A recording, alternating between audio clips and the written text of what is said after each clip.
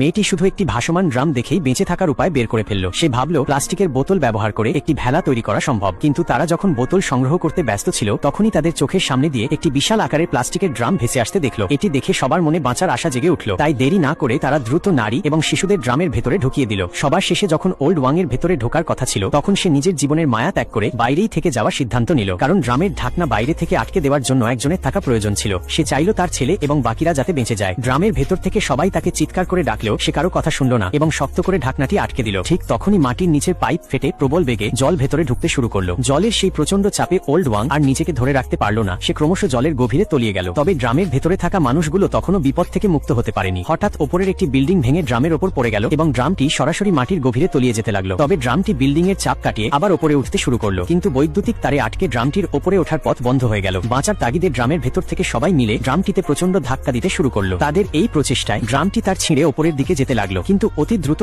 ওপরে ওঠার সময় ড্রামটি একটি স্টিলের পাইপের সাথে সজোরে ধাক্কা খেয়ে তাতে একটি বড় ফুটো হয়ে গেল। সেই ফুটো দিয়ে ড্রামের ভেতরে জল ঢুকতে শুরু করলো এবং পাইপে আটকে ড্রামটি স্থির হয়ে গেল। সবাই মিলে সর্বশক্তি দিয়ে পাইপটি সরানোর চেষ্টা করলেও সেটি নড়ল না। ঠিক সেই মুহূর্তে ওপর থেকে ওল্ড ওয়াং কোনোভাবে সাঁতরে সেখানে পৌঁছে গেছে। ড্রামের ভেতর এবং বাইরের মিলিত চেষ্টায় অবশেষে ড্রামটি পাইপ থেকে মুক্ত হয়ে গেল, কিন্তু ততক্ষণে ফুটো দিয়ে জল ভেতরে ঢুকতে শুরু করেছিল। তখনই ড্রামের ভেতরে একটি যুবক সেই ফুটো দিয়ে হাত বের করে জল বন্ধ করে দিল। আর ওল্ড ওয়াং ড্রামটি ধরে ওপরে ওঠার চেষ্টা করলেও ড্রামের ভেসে ওঠার গতি এত বেশি ছিল যে সে তাল মেলাতে পারছিল না। যখন সে ভাবলো হয়তো আর বাঁচবে না, তখনই ড্রামের সাথে থাকা একটি তার তার পায়ে পেঁচিয়ে গেল এবং ড্রামটি তাকে টেনে নিয়ে জলের ওপরে চলে এলো। কিন্তু দীর্ঘ ধকল সইতে না পেরে ড্রামটি ভেঙে পড়ছিল এবং ভেতরে জল দ্রুত বাড়ছিল। লাউবাই তার ছেলেকে দুই হাতে মাথার ওপর তুলে ধরল। সবাই যখন দিশেহারা হয়ে পড়েছিল তখনই হঠাৎ ড্রামের ঢাকনাটি খুলে গেল। বাইরে থেকে ওল্ড ওয়াং তাদের বের করে আনার জন্য ঢাকনাটি খুলে দিল। এই দৃশ্যটি ওপরের উদ্ধারকারী দলেরা দেখতে পেল এবং তারা দ্রুত ক্রেন ব্যবহার করে তাদের সবাইকে উদ্ধার করে ফেলল।